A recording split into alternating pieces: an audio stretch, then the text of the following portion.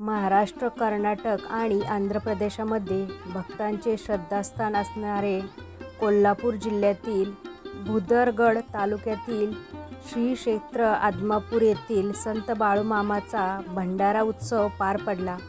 या उत्सवाला लाखो भाविकांची गर्दी उसळली होती. तर या यात्रेतील भाकणूक ऐकण्यासाठी पंचक्रोशी राज्यभरातून भाविक आदमापूर येथे दाखल झाले होते. आजवर झालेल्या अनेक भाकणुकी जवळपास तेच घडत आले आहे. यंदाही अशीच धडकी भरणारी भाकणूक झाली. गल्लीपासून ते जगात काय होईल याचा सार या भाकणुकीत मांडला. या यात्रेत कृष्णार्जुन महाराजांनी भाकणूक केली. काय आहे ती भाकणूक, त्यासाठी तुम्हाला हा व्हिडिओ शेवटपर्यंत नक्की बघावा लागेल. हॅलो, नमस्कार, श्री स्वामी समर्थ. मी रेश्मा तुम्हा सगळ्यांचं रेश्माच्या दुनियादारीमध्ये पुन्हा एकदा स्वागत करते. आदमापूर येथील बाळूमामा भंडारा उत्सवानिमित्त आयोजित भाकणुकीच्या कार्यक्रमात कृष्णार्जुन महाराज वाघापूरकर यांनी विविध क्षेत्राबाबत भाकणूक केली.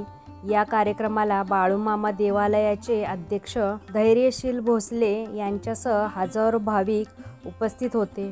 मराठी वर्षातील शेवटची भाकणूक असल्याने या कार्यक्रमाकडे भाविकांचे विशेष लक्ष होते.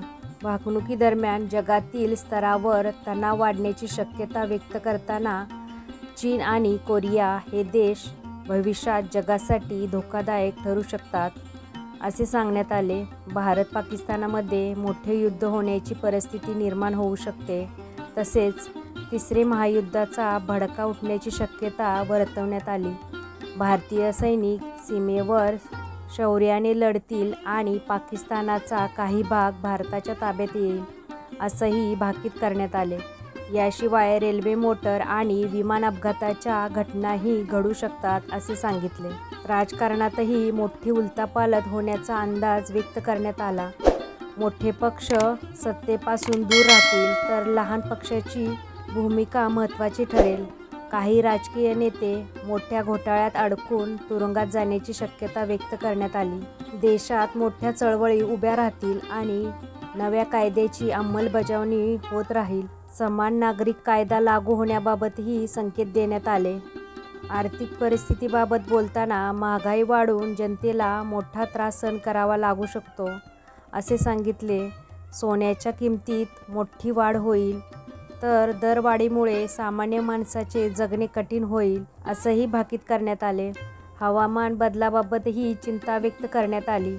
ऋतूचे चक्र विस्कळीत होईल, अवकाळी पावसाचे प्रमाण वाढेल, तसेच काही भागात दुष्काळाची परिस्थिती निर्माण होईल. नद्या, तलाव आणि जलाशय आटतील. नद्यांना जोडण्याच्या प्रकल्पांना गती मिळेल तर कर्नाटकातील एखाद्या जलाशयाला तडा जाऊन नुकसान होऊ शकते असेही सांगण्यात आले. याशिवाय सुनामी, वादळ, भूकंप यासारख्या नैसर्गिक आपत्त्याचा धोका वाढण्याची शक्यता व्यक्त करण्यात आली. धार्मिक आणि सामाजिक घडामोडींविषयी बोलताना संस्कृती आणि हिंदू धर्माला चांगले दिवस येतील. जगातील अनेक देश हिंदू धर्माची स्थापना करतील. भारत देश हिंदू राष्ट्र होईल. अनेक देशात हिंदू संस्कृतीबद्दल आकर्षण वाढेल. तसेच पशुधनाचे महत्त्व वाढेल आणि दुग्धजन्य पदार्थाची किमती वाढतील असा अंदाजही व्यक्त करण्यात आला. मानवाला 18 प्रकारचे आजार होतील. विज्ञानाची प्रगती माणसासाठी घातक ठरेल. मानवी आयुष्य कमी होईल. 12 वर्षाची मुलगी आई बनेल. तरुण पिढी वाममार्गाला जाईल. चंद्र-सूर्याची अकस्मात टक्कर होईल. जगात 3 दिवस अंधार पडेल. जगदुनिया दिसणार नाही. माणूस काही दिवसांनी राहण्यासाठी आकाशातील तारे, ग्रह या जागेचा शोध घेतील. जगात डोंगरा एवढं पाप वाढलं आहे व दोऱ्या एवढंच पुण्य शिल्लक आहे. कोल्हापूरच्या देवीला स्वप्न पडेल तिच्या डोळ्यातून रात्री पाणी येतंय. सातारच्या नदीवर फुले पडतील. सत्याने वागा, गर्वाने वागाल तर फसाल. वारा वावटळ उदंड होतील. काळ्या खडकाच्या लाह्या होतील. विजेचे मोठे नुकसान होईल. बाळूमामा यांच्या बकऱ्यांच्या कळपात मेंढीच्या पोटी मुलगा जन्माला येईल. 3 महिन्याचे धान्य पिकेल. खरीप बहुत होईल.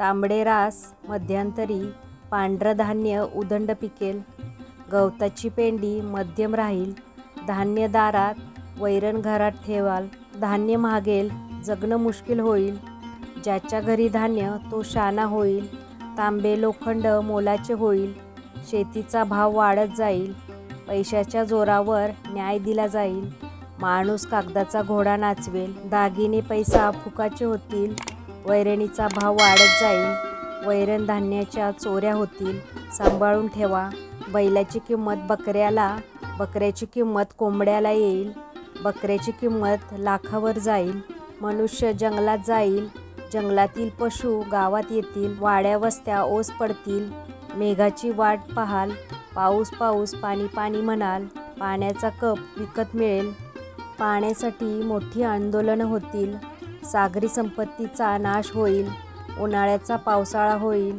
धर्माचा पाऊस कर्माचा होईल, पाण्याचा कप विकत मिळेल, ऊसाचा काऊस होईल, साखरेचा दर कमी जास्त राहील, शुगर फॅक्टरीचा मॅनेजर आनंदी राहील, साखर सम्राटाची खुर्ची डळमळीत राहील, ऊस दुधाने गोंधळ माजेल, शेतकरी चिंतेत राहील, मनुष्याला बुद्धी जास्त आयुष्य कमी होईल, विज्ञानाची प्रगती माणसाला घातक ठरेल, विज्ञानाच्या प्रगतीमुळे मनुष्य परावलंबी होईल, आगामी काळात पृथ्वी सोडून मनुष्य परग्रहावर राहायला जाईल, बाळूमामा शेषनागाचा अवतार हाय, या गावात मी निशाण रवली, माझं ठाणं मांडलंय, बाळूमामाचा त्रिभुवनात जय जयकार होणार, आदमापूर बाळूमामाची पवित्र भूमी हाय, या गावाचा महिमा जगात वाढेल, आदमापुराचे श्री क्षेत्र प्रति पंढरपूर होईल, एकीने वागा राजकारण आणशीला,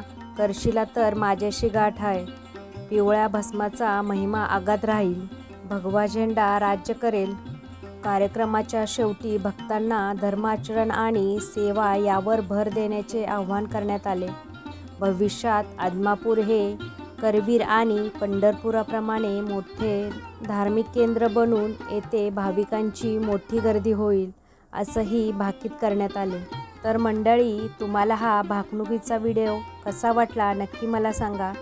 जर व्हिडिओ तुम्हाला आवडला असेल तर व्हिडिओला जास्तीत जास्त प्रमाणात लाईक करा, शेअर करा आणि सबस्क्राईब केलं नसेल तर सबस्क्राईब करा. पुन्हा भेटूया आपण उद्याच्या नवीन व्हिडिओमध्ये. तोपर्यंत सगळ्यांना श्री स्वामी समर्थ. जय जय स्वामी समर्थ.